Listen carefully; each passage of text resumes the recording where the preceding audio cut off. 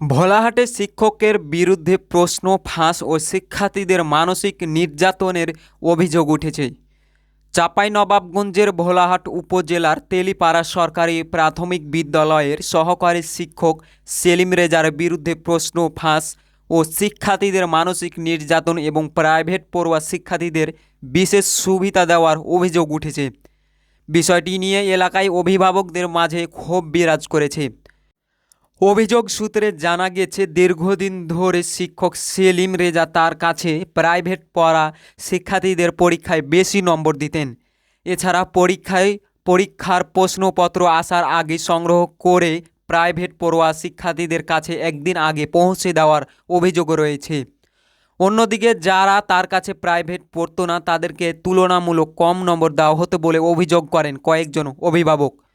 ভুক্তভোগীদের অভিযোগ, পঞ্চম শ্রেণীর সাবা নামের এক শিক্ষার্থীকে বিভিন্নভাবে মানসিক নির্যাতন করতেন ওই শিক্ষক, কারণ সে সেলিম রেজার কাছে প্রাইভেট পড়তো না।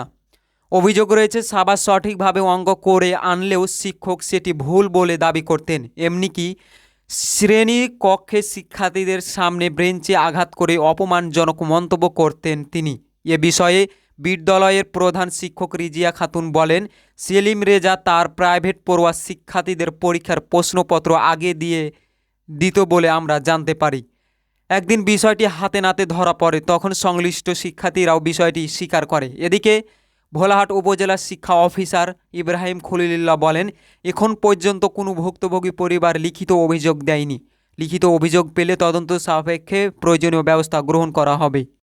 কখনো তার শিক্ষার্থীদের সাথে এরকম ডিসক্রিমিনেশন করতে পারবে না। আসলে শিক্ষকের কাছে সকল শিক্ষার্থী সমান সুযোগ পাবে, সমান অংশগ্রহণমূলক পাবে, সুযোগ পাবে।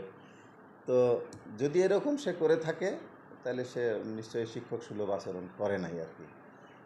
আর যেটা আপনারা বললেন সাবার মায়ের গণিতের একটা অঙ্ক করে দেওয়ার বিষয়ে যে এই অভিযোগটা পাওয়ার পরে আমি ওই শিক্ষকের সাথে কথা বলেছি, ঠিক আছে।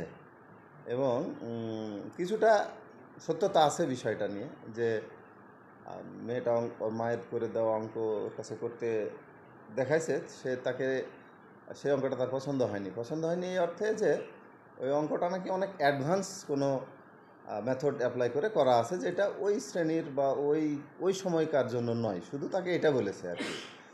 আর এর বিকল্প যে উত্তরগুলো আছে, মানে যে পদ্ধতিতে অঙ্কগুলো করার কথা সেই পদ্ধতিতে অঙ্কগুলো করতে হবে, এরকম নাকি ওকে বলেছে।